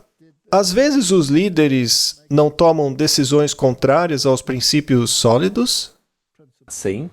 Eles não quase que forçaram Paulo a fazer algo que pertencia ao antigo sistema? Sim. E ele também pegou Timóteo. Sim, e fez conforme a tradição dos judeus. Também teve a ocasião em que Paulo repreendeu Pedro por isso. Então, veja que nem nesta época havia perfeição absoluta. Portanto, o erro que alguns correm o risco de cometer é dar à mente e ao julgamento de um homem ou de um pequeno grupo de homens a plena medida de autoridade e influência que Deus investiu em sua igreja no julgamento e na voz da Conferência Geral, convocada para planejar a prosperidade e o avanço de sua obra. Mas e se alguns dos líderes disserem: nós discordamos daquele indivíduo ou daquele outro, porque eles estão pregando uma mensagem de saúde contrária à nossa opinião? Devemos então obedecer a esse líder de alto nível ou devemos consultar os oráculos? Devemos consultar os oráculos e o espírito de profecia. E se esse líder, não importa a posição dele, estiver contradizendo essas coisas... Ignore-o! Ignore-o! E se você tivesse uma discussão cara a cara com ele, você poderia dizer: eu não concordo com você, não farei o que você diz, porque creio que a sua ideia é completamente errada. Muito obrigado. Você tem o direito de fazer isso. Muito bem. Então, Martin, é assim que funciona. E a propósito, as coisas que estamos mencionando não estão acontecendo? Eles não estão dizendo, olha, aquele cara ali que prega a mensagem da saúde não é bem-vindo. Sim, estão dizendo isso. Já outros dizem que ele é muito bem-vindo em nossas fileiras. Portanto, Deus investiu sua igreja com autoridade e poder especiais que ninguém pode ser justificado em desconsiderar e desprezar. Pois quem faz isso despreza a voz de Deus. Atos dos Apóstolos. Então, Martin, vamos resumir. De acordo com as Escrituras, existem duas classes na igreja que não participarão das bodas do Cordeiro. O primeiro grupo é aquele que não tem azeite. Eles não têm o Espírito Santo trabalhando em suas vidas para colocá-las em harmonia com os oráculos. Mateus 5:10. E tendo elas ido comprá-lo, chegou o noivo. E as que estavam preparadas entraram com ele para as bodas, e fechou-se a porta. Depois vieram também as outras virgens, dizendo, Senhor, Senhor, abre-nos. Mas ele, respondendo, disse, em verdade vos digo que não as conheço. Vigiai, pois, porque não sabeis o dia nem a hora em que o Filho do Homem há de vir. Então, Martin, há aqueles dentro da igreja que conhecem a verdade. Eles são as virgens. Eles têm acesso a toda a verdade. Aos oráculos de Deus, ao testemunho de Jesus, que é o espírito de profecia, à Torá. Eles têm tudo, mas não aplicam em suas vidas. Esses não estarão lá. E depois tem aqueles que têm a sua própria vestimenta, a sua própria justiça, que decidiram que eles são santos e o resto é tudo profano. Estes se separaram da igreja. Isso, abandonaram o povo de Deus, assim como Moisés abandonou quando viu o bezerro de ouro, né? Ora, ele nunca fez isso, ele nunca deixou a igreja. Mateus 22, a partir do versículo 11. E entrando o rei para ver os convidados, viu ali um homem que não trajava a veste nupcial. Ou seja, ele tinha sua própria justiça. Ele se declarou perfeito. Sim, e esse homem aí não recebeu a marca da besta, guardou os mandamentos, pregou para milhões ou centenas de pessoas. Mas disse a todos que a igreja de Deus era a Babilônia, porque ele é santo e não a igreja. E disse a ele, amigo, Martin, não foi a mesma coisa que Jesus disse a Judas? Judas foi salvo? Infelizmente não. Como entraste aqui sem ter a veste nupcial? E ele ficou mudo. Então o rei disse aos servos, amarrai-o de pés e mãos, levai-o e lançai-o nas trevas exteriores, e ali haverá choro e ranger de dentes. Porque muitos são chamados, mas poucos escolhidos. As pessoas têm que tomar muito cuidado com o que falam da igreja de Deus. Com toda certeza. Martin, quando eu disse no passado que deveríamos nos apegar a esta igreja e nunca sair dela, isto significa permanecermos dentro do corpo que tem os oráculos de Deus, que tem a lei e o testemunho, que tem o espírito de profecia. É neste corpo que devemos ficar. Isso é bíblico. Temos que resistir até a sacudidura, até que Deus realize esta obra e tenhamos um remanescente que traga o alto clamor ao mundo. Mas ficarmos dentro da igreja significa que tomaremos parte da apostasia que ocorre dentro dela? Claro que não. Não. Será que eu quis dizer, então, que devemos nos unir a certos ministérios ou líderes quando falam contrariamente ao espírito de profecia e à palavra de Deus? Não. Não, nós devemos recusar-nos a ouvi-los. Mas eu estaria sendo rebelde ao não escutá-los? Segundo eles, sim. Mas de acordo com os oráculos, não. Eles não podem até te banir? Sim. Mas não devo continuar pregando? Sim. Sim, porque afinal, quem são eles para me proibirem de pregar a palavra? Os discípulos, depois de terem sido avisados para não pregar nesse nome, não continuaram pregando? Sim. Mas foram parar na prisão por isso. Sim. Eu não fui interrogado pela polícia por causa disso? E Deus não os libertou? Sim. É assim que as coisas são. E, Martin, Eu amo essa igreja?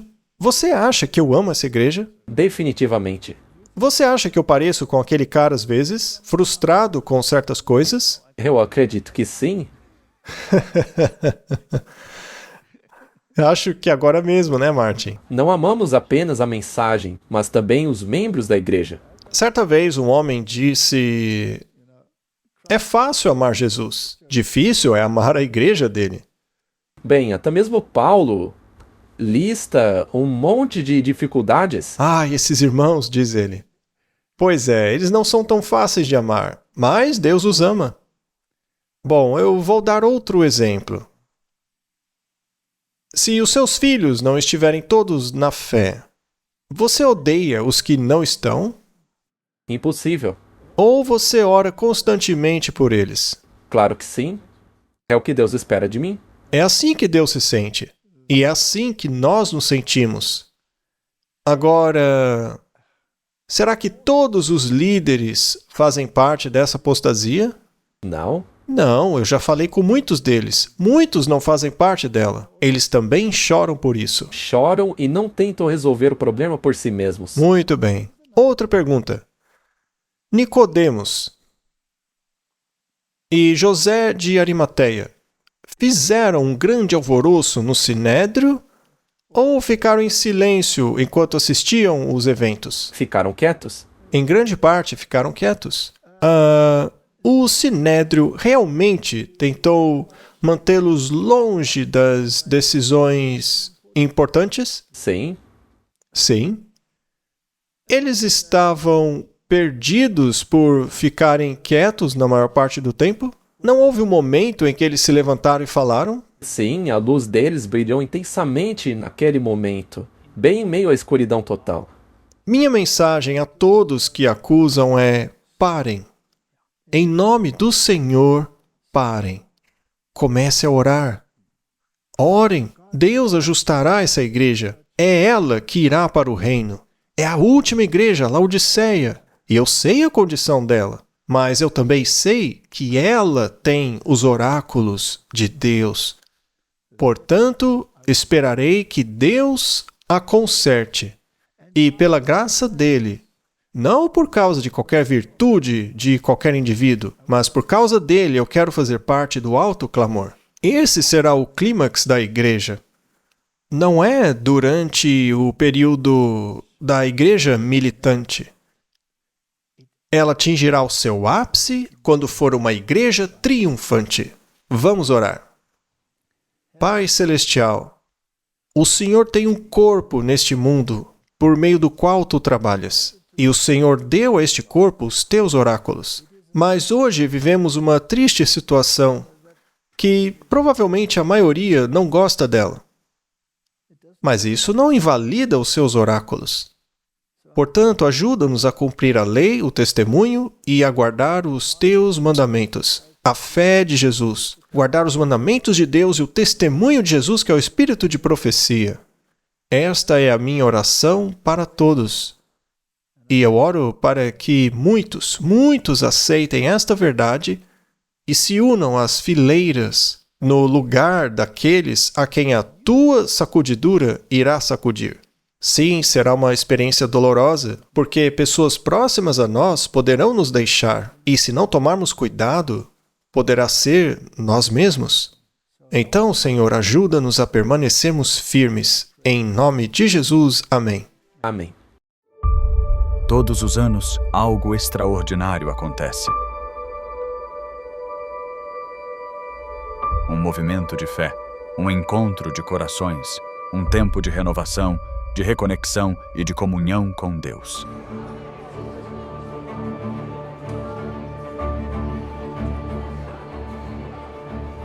Essa é a Campal Terceiro Anjo.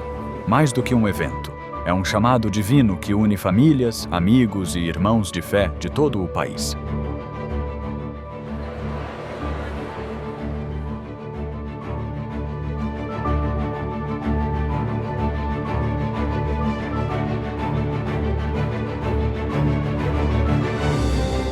Mensagens inspiradoras, adoração poderosa e encontros que transformam vidas.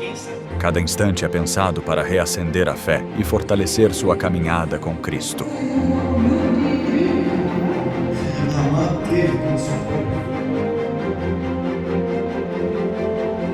Dos mais experientes aos pequeninos, todos têm seu espaço. Programações específicas para crianças, jovens e adultos tocam corações de todas as idades.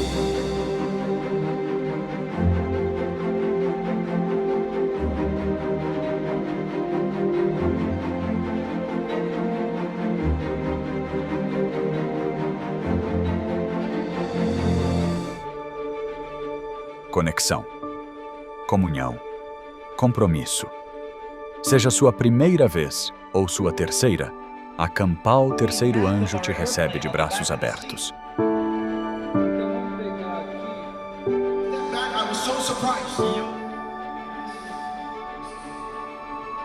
Isso não é só um congresso, é uma família, um vislumbre do céu.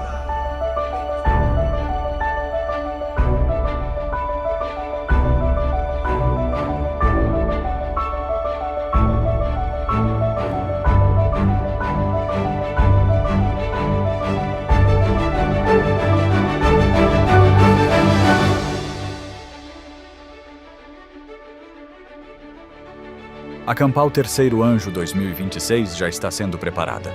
E o convite é para você. Não perca o que Deus tem reservado.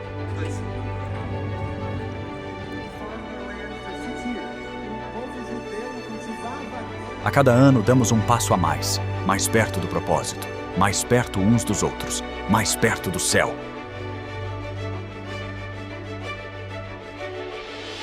O tema deste ano é Mais Perto deste Lar. Porque cremos que a jornada está quase no fim e o lar eterno está logo ali.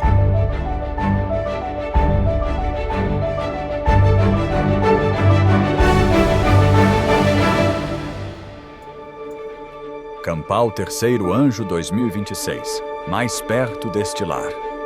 Esperamos você lá.